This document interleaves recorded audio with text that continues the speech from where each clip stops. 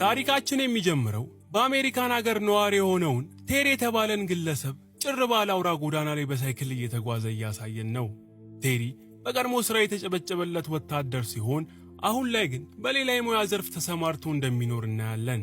ቴሪም ሳይክሉን እየነዳ እየተጓዘ እያለ ድንገት የአንድ ፖሊስ መኪና ከገጨው በኋላ ከመኪናው ውስጥ መርማሪ ኢቫንና መርማሪ ስቲቭ ወርደው ቴሪን በቁጥጥር ስር ያውሉታል። ፖሊሶቹም ቴሪን ክላክስ ሲያደርጉለት ለምን እንዳልቆመ ሲጠይቁት ቴሪም ኤርፎን ሰክቶ ሲጓዝ እንደነበር ይገልጽላቸዋል። ፖሊሶቹ ቴሪን የተለያዩ ጥያቄዎች ከጠየቁት በኋላ ሳይክሉ ላይ የነበረን ትንሽዬ ቦርሳ ከፍተው ሲፈትሹ በውስጡ $30,000 እንዳለ ያሉ። መርማሪ ኢቫንና ስቲቭም ቴሪ የያዘው ገንዘብ አደንዛዥ ዕፅ በማዘዋወር የተገኘ እንደሆነ ቢጠረጥሩም ቴሪ ግን ገንዘቡን መኪናውን ሸጦና ከሚሰራው ስራ ያገኘው እንደሆነ ገልጾላቸው ገንዘቡንም ይዞ የሚሄደው የታሰረውን ያጎቱን ልጅ በዋስ ሊያስፈታበት እንደሆነ ያስረዳቸዋል። ፖሊሶቹ ግን ቴሪ የሚላቸውን ነገር ሳይሰሙት ይቀሩና ገንዘቡን ከወሰዱበት በኋላ የሚፈለገውን ማጣራት አድርገው ገንዘቡ የራሱ ከሆነ ከ30 ቀናት በኋላ እንደሚመለስለት ለቴሪ ገልጸውለት ካቴናውን ይፈቱለታል። ቴሪ ምንም አማራጭ ስላልነበረው ፖሊሶቹ ከሄዱ በኋላ እሱም ሳይክሉን ይዞ ወደ ፍርድ ቤት ይሄዳል። ቴሪም ፍርድ ቤት ይደርስና የፍርድ ቤቱ ጸሐፊ የሆነውን ኤሊየትን አግኝቶ መንገድ ላይ ስለተፈጠረው ነገር በማስረዳት ገንዘቡን በፖሊሶቹ እንደተወሰደበት ሲነግረው ኤሊየትም ገንዘቡን ካላመጣ ፍርድ ቤቱ ላጎቱ ልጅ የዋስ መብት መፍቀድ እንደማይችል ቁርጡን ይነግረዋል። ቴሪ ግን ኤሊየትን በሆነ ነገር እንዲተባበረው ስለጨቀጨቀው ኤሊየት ሰመር ከተባለችው እንደሱ ፍርድ ቤቱ ጸሐፊ ከሆነች ልጅ ጋር ያገናኘውና እሷ እንድትረዳው ነግሯት ጥሎት ይሄዳል።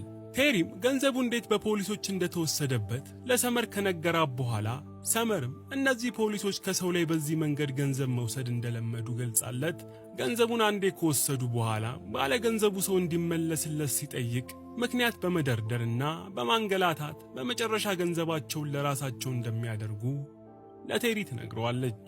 ሰመርም ያጎቱ ልጅ ለምን እንደታሰረ ስትጠይቀው ቴሪም ያጎቱ ልጅ የታሰረው ሐሺሽ ይዞ በመገኘቱ እንደሆነ ገልጾላት ከታሰረም በኋላ ፖሊሶቹ ሲያውጣጡት ዋናዎቹ ዕፅ አዘዋዋሪዎች ጠቁሞ እንዳስያዛቸው ይነግራታል። በዚህም ሳቢያ ያጎቱ ልጅ ወደ እስር ቤት የሚላክ ከሆነ ያሳሰራቸው ሰዎች በበቀል እንደሚገሉትም ይነግራታል። ሰመርም ያጎቱ ልጅ በዚህ 2 ቀን ውስጥ ወደ እስር ቤት እንደሚተላለፍ ከነገረችው በኋላ ቶሎ ብሎ ለዋስ የሚያስፈልገውን ገንዘብ እንዲያመጣ ታሳስበዋለች።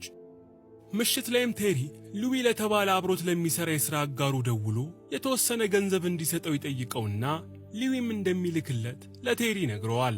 ቴሪም እሱን ገንዘብ የወሰዱበት ፖሊሶች ጣቢያቸው የት እንደሆነ ካጣራ በኋላ በመነጋታው ወደ ጣቢያቸው ሄድና የዝርፊያ ወንጀል እንደተፈጸመበት ያመለክታል።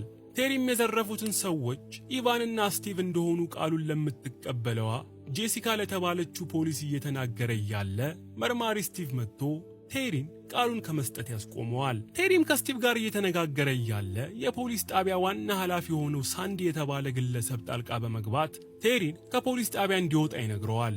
ቴሪ ግን የወሰዱበትን ገንዘብ ሳይሰጡትና የታሰረውን ያጎቱን ልጅ እንዲጠይቅ ሳይፈቅዱለት የትም እንደማይሄድ ድርቅ በማለቱ ሳንዲ ነገ እንዲመጣ ለቴሪ ነግረውና ቴሪም ተነስቶ ይወጣል።